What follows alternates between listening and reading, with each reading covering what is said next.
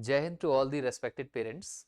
देखिए, राष्ट्रीय military school जिसका एग्जाम हुआ था 17 ऑफ दिसंबर 2023 को, उसके जो राउंड 1 में बच्चों को इंटरव्यू के लिए बुलाया था उसका रिजल्ट आ चुका है।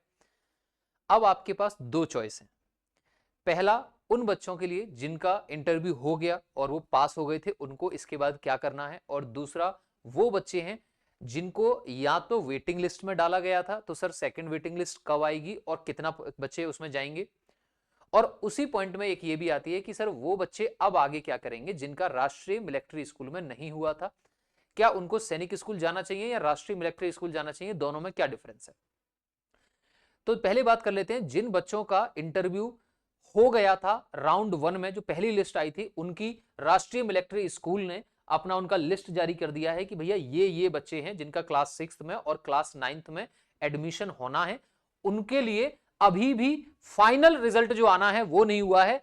उन बच्चों ने इंटरव्यू तो पास कर लिया है, लेकिन इंटरव्यू पास करने के लिए अभी ये नहीं है कि आपका वहां मेडिकल जो एडमिशन है वो हो गया। अभी आपके लिए दो काम है। पहला तो ये है कि उसकी जो फीस है वो फीस क्या है, और दूसरा है कि आपको मेडिकल कब, कहां और कैसे करवाना है।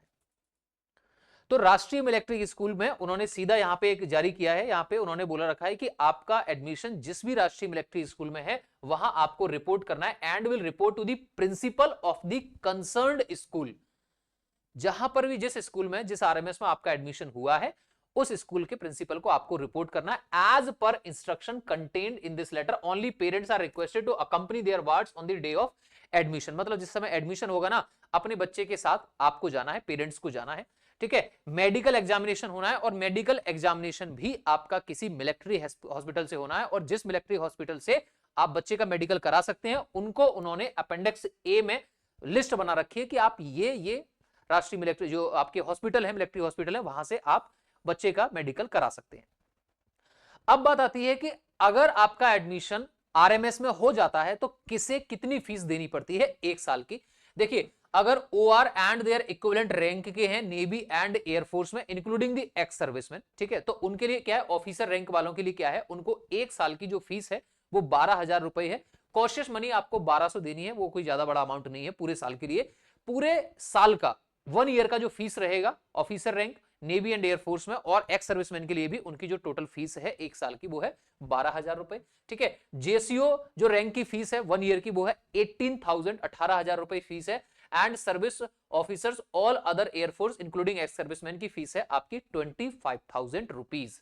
ठीक है, ये तो हो गए आपके जो आर्मी बैकग्राउंड से जो बच्चे आते हैं। बाकी जो ओबीसी क्रीमी लेयर वाले बच्चे हैं या अदर ऑफिसर्स के हैं या सिविलियन बच्चे हैं, उनके राष्ट्रीय मिलिट्री स्कूल में पूरे साल की जो फीस है वो 51,000 रुपीज है और 6,000 है आपका कॉशियस मनी जो आपको डिपॉजिट करनी है। ठीक है, उनका भी उन्होंने डेटा यहाँ पे आप बाद में पढ़ेंगे तो बोल रखा है कि क्या क्या कैसे कैसे है वो जो रुपए हैं वो 6,000 वो कहां पर कैसे लगते हैं। नेक्स्ट है एससी एसटी या ओबीसी नॉन क्रीमी लेयर से बच्चा है तो 25% of the fee paid by the respective category. जिस भी रेस्पेक्टिव कैटेगरी से है उसका 25% जो फीस है वो आपको पे करनी है। क्लियर है।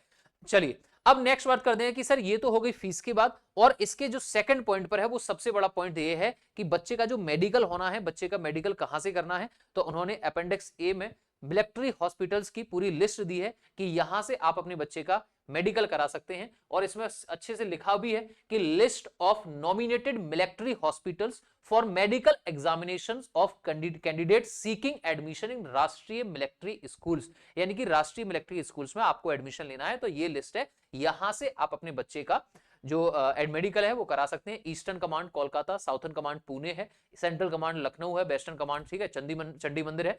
तो यहां से अदर हॉस्पिटल्स की भी लिस्ट है, ईस्टर्न कमांड की लिस्ट भी है, वेस्टर्न कमांड की भी है, सेंट्रल कमांड की भी है, और साउथर्न वेस्ट कमांड हो गया, नॉर्दर्न कमांड हो गया, नेवी हॉस्पिटल्स हो गया। ये बहुत सारे यहाँ पे हॉस्पिटल्स की उन्होंने मिलिट्री हॉस्पिटल्स की लिस्ट प्रोवाइड की है कि आप अपने बच्चे का मेडिकल यहां से करा सकते हैं। क्लियर है। और बाद में यहां पे मुझे ये देख के यार बड़ा अच्छा लगा था, उन्होंने क्या क्या लेके आना है आपको, टूथब्रश लेके आना है, टूथपेस्ट लेके आना है, टॉयलेट सोप लेके आना है, विद केस लेके आना है, ठीक है, hair oil, nail cutter, shoe polish, ठीक है, पॉलिश ब्रश, मिरर, रेनकोट, ये सारी की सारी चीजें आपको कितनी कितनी क्वांटिटी में ले जानी है, वो सारी की सारा डेटा यहाँ पे दिया हुआ है। आपको कितने ब्रश लेके जाने हैं, कितनी साबुन लेके जानी है, कितना शू पॉलिश लेके जानी है, शू पॉलिश वाला ब्रश अलग से लेके जाना है, वो सब है। स्लीपर्स कितने लेके जाने हैं आपको, रेनकोट कितना लेके जाना है, टॉर्च भी लेके जाना है, स्कूल बैग लेके जाना है, ठीक है, और ये सारी की सारी फुटबॉल बूट्स भी आपको हैं, ठीक है, अंडरवियर कितने लेके जाने हैं, हैंडकरचीफ आपको 6 लेके जाने हैं, ठीक है,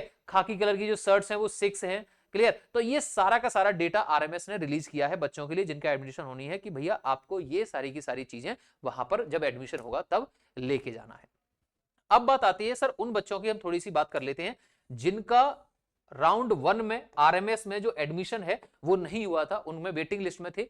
तो अभी वेटिंग लिस्ट में कितनी वैकेंसीज बची हुई और कितने बच्चे आएंगे, वो वेटिंग लिस्ट भी जारी होगी, ठीक है, बिल्कुल होगी। लेकिन पहले जरा इनका ये चीजें हो जाने जो बाकी जो अभी बच्चे हैं वो सारे के सारे बच्चे जरा एडमिशन ले लें, उसके बाद आपकी यहाँ की जो भी वेटिंग लिस्ट है वो भी आपकी आएगी। और आप अगर आपका नाम वेटिंग लिस्ट में है या नहीं है वो आप कैसे चेक कर सकते हैं, आपको गूगल पे टाइप करना है आरएमएस, आरएमएस की ऑफिशियल वेबसाइट पर जाना है, जिस जैसे आप पहले लॉगिन करते थे बिल्कुल वैसे ही आपको लॉगिन करना है। अगर आप वेटिंग लिस्ट में हैं तो वहां ऊपर से लिखा हुआ आ जाएगा you are in the waiting list, ठीक है, अगर नहीं है तो वहां कुछ भी नहीं आएगा।